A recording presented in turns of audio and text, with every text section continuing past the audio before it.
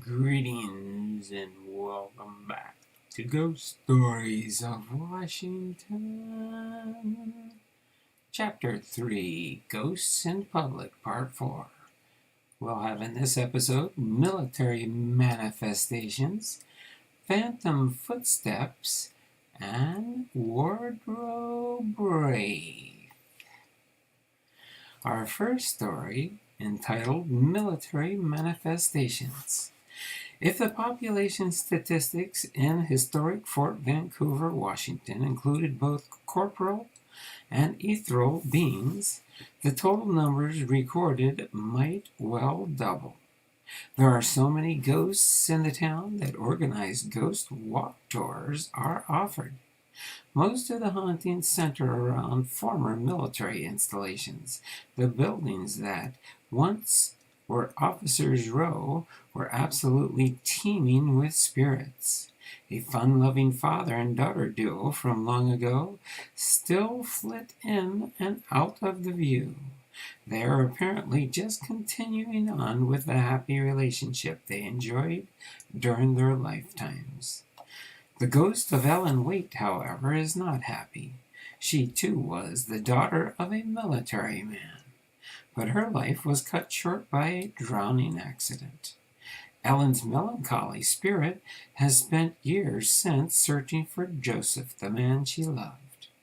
Her premature death robbed the couple of their planned life together, so she searches in vain, hoping to instead share her afterlife with him. Spirits have also manifested in other spooky ways. Telephones in buildings along the row have been known to ring. That would hardly be unusual, except that all of the phones were unplugged and removed at the time the officers' quarters were abandoned. In another instance, the freshly brewed contents of a coffee pot inexplicably disappeared. Perhaps the strangest ghostly prank of all came when the tiny speaker on a company's fax machine suddenly began broadcasting a program from a radio station specializing in religious shows. It would be a surprise if the barracks at Fort Vancouver were not haunted. In 1982, workers trying to unearth a water pipe under the facility's auditorium got the shock of their lives when they unexpectedly began digging up human remains. It seems that approximately 100 years earlier, workers responsible for moving existing graves from that area failed to pay appropriate attention to detail. They moved the coffins found under headstones, but if there were no markers, the workmen apparently left the graves as they were and allowed construction to proceed on top of them. The result was a very haunted building. Footfalls were heard echoing in desert stairwells and resounding through empty corridors. Doors slammed closed when no one was near them, and workers heard voices from vacant areas.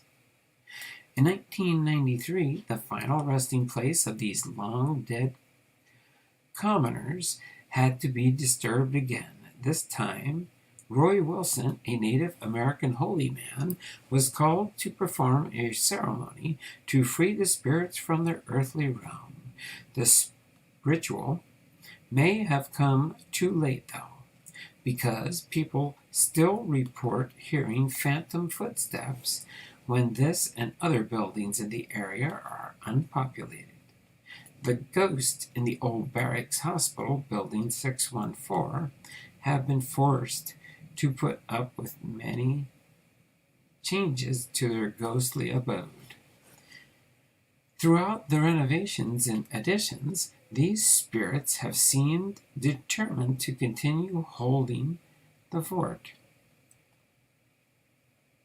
One particular phantom is evidently intrigued by the modern-day office equipment he has frequently heard, but never seen, operating the photocopier on the first floor. Doors to the offices on the upper floors are virtually impossible to keep locked. Employees who securely lock the doors at night find them unlocked in the morning. Even so, no one has ever found any evidence of intruders or break-ins. A similar phenomenon has occurred with the electric lights in the area. Lighting fixtures, which had been turned off at night, were found burning brightly the following morning. Next in our series of 3 for this short episode, phantom footsteps. For years, special dances hosted by the staff of the students of Yakima High School were held in the National Guard Armory, located at South 3rd Street and East Walnut Avenue. These popular events were attended by the living and by a gaggle of ghosts. The Army was erected at the beginning of World War I. It served as a drill hall, then mess hall, and firing range, and the facility was made available for community use as often as possible. So in addition to the school's formal dances, the armory was frequently used as a venue for concert. Some of the biggest names of the entertainment industry, such as rock and roll legends Ike and Tina Turner, Little Richard, and Fats Domino, performed in the cavernous old brick building. While these musical giants played, it is likely that at least some of their audience was invisible. Even the stalwart members of the armed services who occupied the structure during the week reported hearing phantom sounds. The drill hall was a focal point for this haunting. Office workers who thought they were the only people in the building would hear the door to the drill hall open sometimes, and it would close again almost immediately.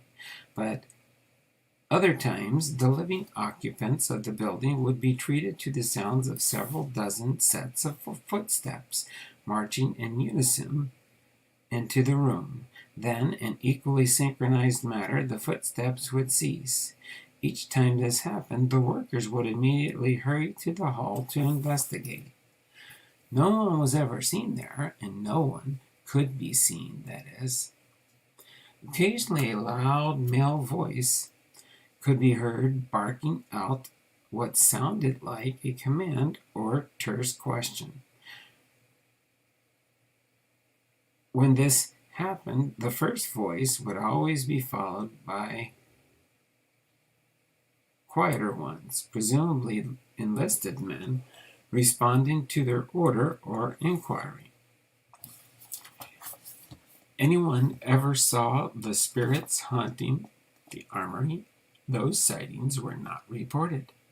The drill is gone now, torn down in 1994 to make room for a building that houses a police station. Wouldn't it be interesting to learn if any extra officers are ever heard to answer at roll call? Next up we have is Wardrobe Wraith. A children's clothing store in the south central city of Kennewick hosts a most charming entity.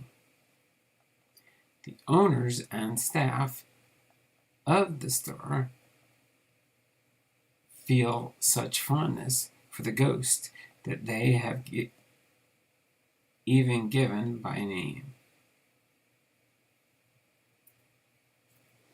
They call their resident Revenant Freddy, even though a growing collection of evidence seems to indicate that he actually had another identity in life.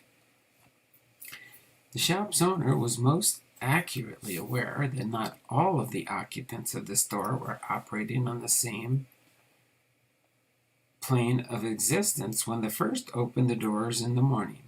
large, heavy racks of merchandise that she had left in one location when locking up the night before would be in completely different spots. Lights that had been conscientiously turned off at the closing were burning away in the morning.